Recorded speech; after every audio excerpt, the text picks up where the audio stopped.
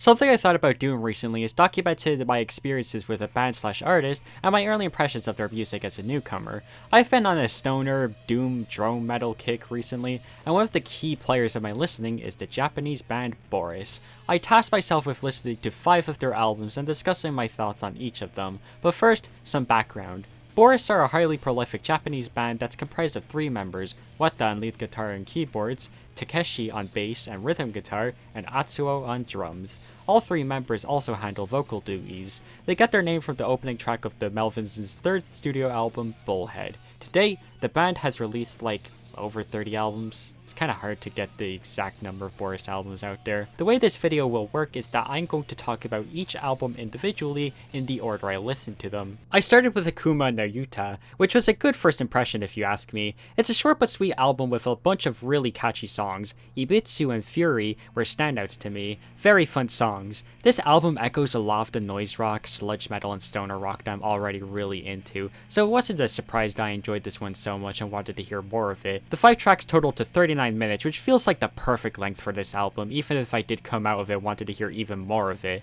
It's no wonder why people like this album so much and consider it one of their best. Honestly, this and all the other albums I'm going to cover in this video are the popular ones, so call me RYM core or some shit all you want. Akuma no Uta is a really funny album to me because in a record store I frequent, they have a vinyl of Brighter Later by Nick Drake, and when my friend and I saw it, I genuinely thought it was a copy of Akuma no Uta on vinyl. It's almost like they referenced it on the cover or something.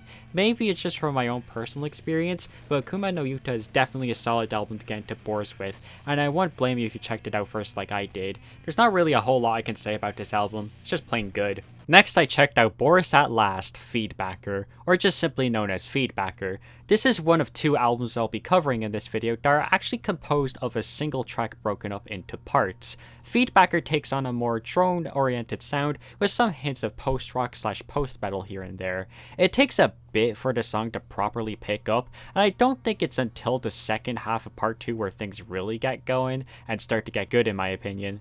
For the record, that's not necessarily a bad thing. It's a damn near 44-minute piece after all, and listening to this while laying down on my bed just immersing myself in the experience was such a vibe, and very few albums managed to get me to willingly just lay down and experience the music exclusively without multitasking. I guess if you're into ridiculously long pieces that go for 30 minutes, then Feedbacker is just for you. It kind of speaks for itself. Not really a whole lot to say here. Now time for what is quite possibly the Boris album most of you are familiar with, even if you haven't heard a Boris song or album in your life. It is certainly one I knew about when I first heard of them, that being Pink. Pink is an album that flies by in spite of the longer track list. Farewell was the first Boris song I had ever heard and is quite possibly my favorite song by the band. It's oddly beautiful for a band that normally makes droning music or abrasive metal. This album has like 50 genres it's a part of, so I'll simply call it a metal album. Every track on the album captures a different style while remaining consistent, whether it be the title track, Afterburner, 6 3 times, or even My Machine, which leads into the surprisingly immediate heavy jam Just Abandoned Myself. I did not expect that song to be so instantaneous. Overall, Pink is one of their best works, and I can see myself revisiting this record time and time again. So this next album is an interesting one, because I actually own it on CD.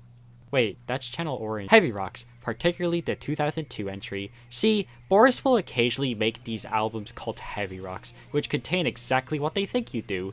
Irish trash. Right now, there are 3 of them, 2002, 2011, and 2022. Out of the 3, 2002 is the most acclaimed release and considered one of the best Boris records. I'm very lucky to have this CD because I found it out of seemingly nowhere in a charity shop for dirt cheap. Of course, I hadn't listened to the album, but I knew I had to pick it up because I didn't know when I was going to get the chance to buy a Boris CD again.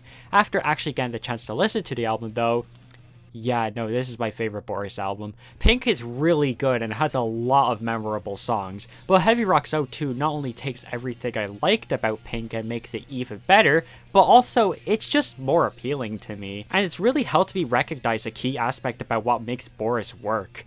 These guys are locked the fuck into each other. I think tracks like Kurosu, Dinosaur, Ware Ruraido, I tried, and Death Valley illustrate this point incredibly. The entire trio is heavily focused on one another, and you can just feel the energy from each band member. I really like Soft Edge. It made me realize that Boris taking it slow and taking a minute to breathe before bursting into high energy madness again always makes for a great moment on an album. It's a really pretty song too.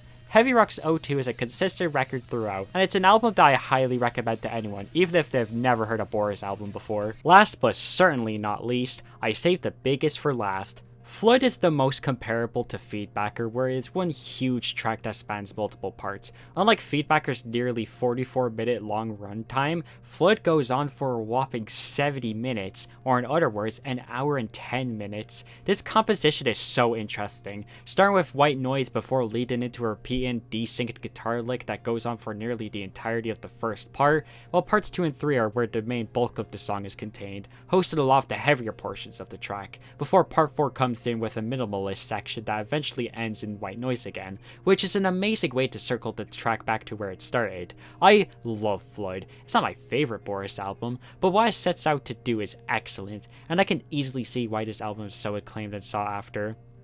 I say that because it unfortunately isn't on streaming, and the only way to listen to this album is if you torrent it or purchase a physical copy. There have been attempts to put the album on streaming, but they were usually missing a part and were swiftly taken down once people noticed, so it's safe to assume these were third-party attempts and not anything from the actual label. Maybe someday we'll see a proper streaming release. In any case though, Flood is a quintessential listen and is up there with tracks like Dope Smoker and Long Season for being incredibly ambitious compositions that last a really long time, while still managing to use the huge lengths to their advantage. So, what do I think of Boris so far? I really dig them. They managed to strike a perfect balance of abrasive, over-the-top metal, and strangely melodic, wonderful compositions that are memorable and worth your time. The 5 albums I listened to are only a small fraction of what the band have to offer, and I'm down for any recommendations for any other Boris albums I should check out. I really enjoyed listening to the 5 albums I checked out for this video, and I certainly recommend you give at least one of them a try. If you have any Boris recommendations, fun facts, or stories related to them, feel free to put them in the comments.